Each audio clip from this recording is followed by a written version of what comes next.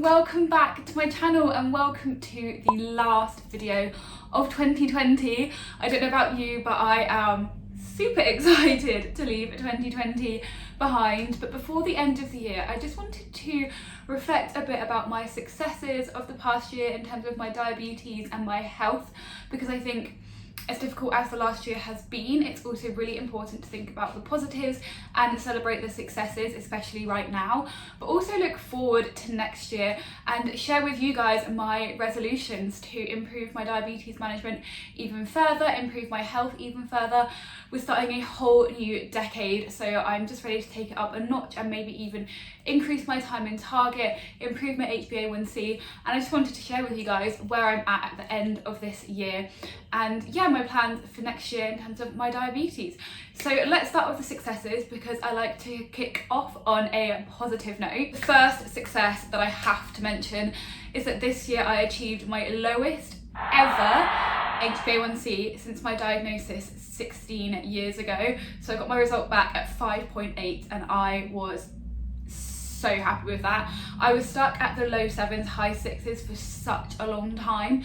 But what's really helped me to get down to that 5.8 is learning more than ever about my diabetes, thanks to reading so many books. And my favourite one I've mentioned so many times is Think Like a Pancreas, and I will always leave a link to that in the description box down below. But also connecting with so many other type 1 diabetics on the online diabetes community, especially on Instagram, having so many great conversations with people, learning from people. It's just been what's really made that difference for me, getting myself past that kind of sticky point at the high 6s and finally getting that HbA1c of 5.8. I also achieved my first ever day of having my blood sugars be 100% in range all day, like 100% time in target, which was such a goal for me because I kept getting close last year back in 2019, but 2020 has been the year of the 100% time in target. I've had a couple of days and they just honestly feel the best, because you know that all of the hard work that you are putting in is paying off in the short term. You're not having to wait for an HbA1c to come back like 3 months down the line. You know that day you absolutely nailed it. And the days that I've done this are the days that I have been especially proactive rather than reactive with my diabetes. So before doing any insulin doses, thinking about what I've just been doing. Have I just done some exercise? Is that going to make me more insulin sensitive? Thinking about what I'm about to be doing or what I'm going to be doing in the next up to 4 hours. Thinking really carefully about the content of my food and just really honing in and focusing in on those little tiny things that can affect your blood sugar, such as the weather, this season, where you are in your cycle, what exercise you've done or will be doing, all of these little things that add up, and so many more. And that's where I've achieved those 100% time in target days, and they have felt the best. Another thing that has been so great for me this year, and I kind of alluded to it in the first point, is getting to know so many more type 1 diabetics, especially over on Instagram, and engaging with people who understand your struggles and what you're going through, and also there to celebrate your wins as well. Like the amount of times where I've had like a really good blood sugar day, put it on my story and had like people be like, that's so good, like well done, you're doing so well. It's so motivating. And also starting this YouTube channel has been like one of the best things I think I could have done, both for like managing my diabetes and kind of forcing me to really think about it before, like, because I want to be telling you guys the best information that I have available. So it really forces me to think about everything in terms of my diabetes and how it all fits together, and then I can apply that to my own diabetes management. But also like creating this community has been so incredible, because I just want to be able to empower and help educate as many type 1 diabetics as possible and help you guys to feel as confident as you possibly can feel in your diabetes management. And so any tips I can share and any way that I can do that, it like really means a lot to me to have started doing that this year, because I feel like diabetes can be such an isolating condition, and creating this space has been something that I've wanted to do for so long, but I've just never got around to it. So that is one thing I am thankful to 2020 for. And the other kind of success, I guess you could call it, in terms of my health in 2020 has been something that actually came out of lockdown. One of the few lockdown positives is that I really took a step back. Obviously, there were no distractions going on, especially in the very first like hardcore lockdown. I really kind of reflected on my health, my goals and where I wanted to be, and I realised that I really am not exercising or eating right for aesthetic goals. I'm doing it for my health, and I'm doing it for like the endorphins and feeling good, and I like to feel strong and like I can run and do all these things. And so over lockdown I decided to stop tracking macros. I mentioned this like in a couple of previous videos as to why I stopped tracking macros in terms of like eating for health and that kind of thing, and I'll leave the link to that video if you want to watch that and find out a bit more about why I stopped tracking macros. But I think that's actually been one of the best things I've done for my diet and my health in years. And I do think there is definitely a place for tracking macros, and again I'll link my macro tracking video to this one where I explain the pros and cons of tracking macros, and why I was doing it for such a long time. But I kind of reflected a bit and I realised that subconsciously I was still tracking macros as a bit of a kind of like hangover from my previous eating disordered behaviour years ago.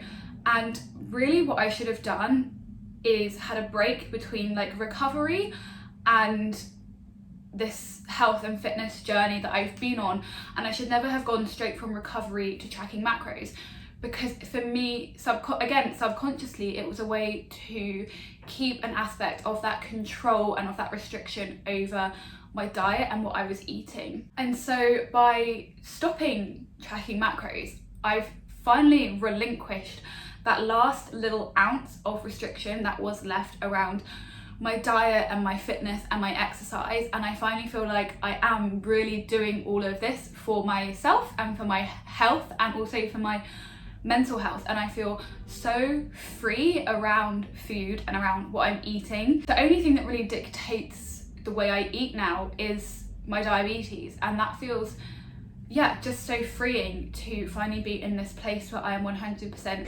happy to let go of all control around my diet. And now I'm in this place and I feel so happy with where I am. I'm not chasing any physical goals. Like I said, I'm just eating for my and exercising for my health and to feel good. And sure, the aesthetic things that can come alongside that are great, and they are like motivational, but they're not the main driving force behind that. And now I've got to this place. In the future, if I decided I did want to like pursue some aesthetic goals and do a cut or something, I could quite happily go back to tracking macros temporarily and then leave it again. And I feel like I'm finally at that space thanks to this time that we've had to sit kind of with our feelings and analyse our behaviours and our thoughts and cut out all the distractions. So that is one good thing that has come out of 2020, and specifically out of this lockdown. So that is kind of my 2020 wrap up. I'm now gonna head into my resolutions for 2021 for my diabetes and health.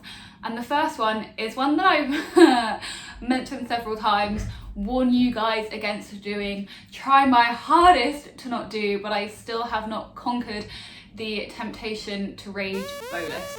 And so 2021 is going to be the year that I never rage bolus again. We hope. I just struggle sometimes to wait and let my sugars sort themselves out before injecting for a second or third or even fourth time. Rage bolusing is my main problem with my diabetes, and it is also something that can really mess things up and send you on that roller coaster of a day. So 2021, the year where rage bolusing is no longer. Another thing that I want to work on in 2021 is being more confident in my own knowledge of my diabetes and my own body, and acting on that knowledge that I have. So for example, with my basal insulin, I know for a fact that around my period I now become a lot more insulin resistant and I need to increase my basal doses, especially overnight, otherwise I will have high blood sugars. Now I know this, and my practical advice to myself is to, at the first time that my period is coming, increase my basal dose. But I'm still very hesitant to do so because I think, what if I'm wrong? And so I don't increase it, and then I'll have 1 or 2 days and nights where I'll run slightly high before I then like pull the trigger and take the plunge to increase my basal dose. But if I just trusted my knowledge and trusted, like, I have analysed these patterns, I know what's going to happen, I know what I need to do. I just need to take that leap a day or 2 earlier, and I could avoid a few days of like stubbornly high blood sugars if I just trusted myself. So that is one thing that I want to go into 2021 doing, is taking this knowledge that I know I have and applying it sooner. Another thing that isn't necessarily a resolution, because it's not something that I want to change about my behaviour, but a goal for 2021 is I would love to host a diabetes meetup in the UK somewhere, obviously when COVID restrictions allow for that. I think that would be so cool. Like, I've had my Instagram for quite a while now and we have so many great conversations like online. I really want to meet like this community in person. So that is something that I would love to do in 2021, and comment down below if you would like to be a part of that, or if you think that's a good idea, and any suggestions that you would like to do for that meetup, obviously COVID dependent, please let me know in the comments. Another resolution for this year is that I really want to hone in on my insulin adjustments for the other macronutrients that aren't carbs, so protein and fats essentially. I know what effect these macronutrients have on my blood sugar. For example, protein, if you don't have any carbs in your meal, protein can be converted into sugar and increase your blood sugar. Fat can delay your digestion, and so if you have a carb heavy and a fat heavy meal, those are the meals where you might have a drop after you eat and then spike later on because the fat delays your digestion. What I don't know yet is the exact ratios that I need to use for my own body and my own blood sugar management. So for example, if I have like a dish of just protein, I'm yet to calculate my own insulin to protein ratios to have like the best blood sugar control after eating.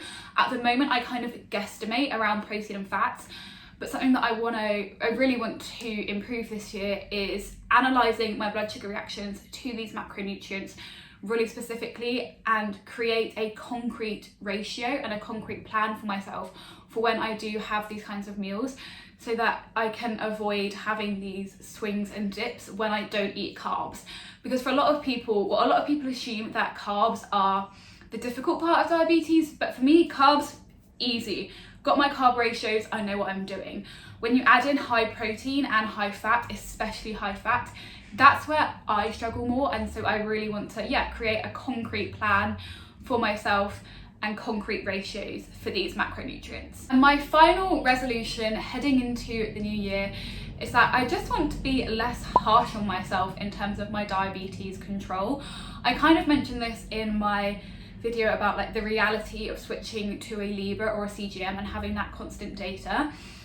And it's that these devices obviously provide us with a lot of data, and they have helped me improve my diabetes control massively.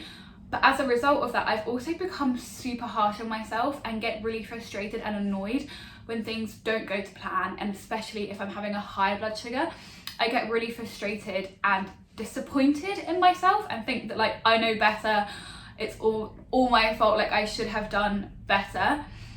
When in reality, the fact is my control now compared to a year or 2 years ago is so much better.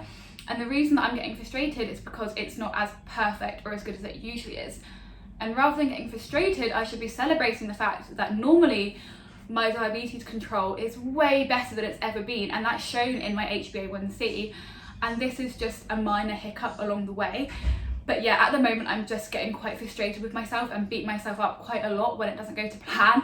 Like literally 2 days ago, I had, this is so embarrassing, I had a full-on tantrum because my blood sugar went above 14 for the first time in what felt like forever. And it was just before bed and I just wanted to go to bed. I had a full-on, like I literally, like I slammed my bedroom door. I was a full-on toddler.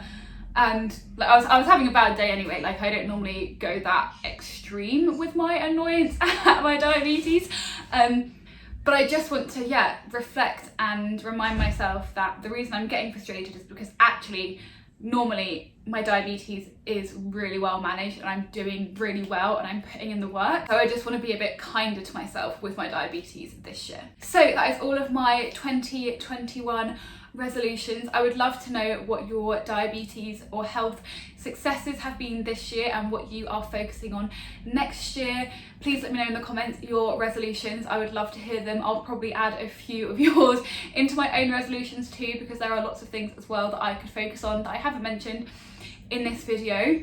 Make sure you are subscribed because next week I'm going to be sharing my tips on how to motivate yourself for the new year and how to maybe get back on track with your health and your diabetes if you feel like you have struggled recently. Obviously, there's been a pandemic, there's lots going on. A lot of people have had priorities change.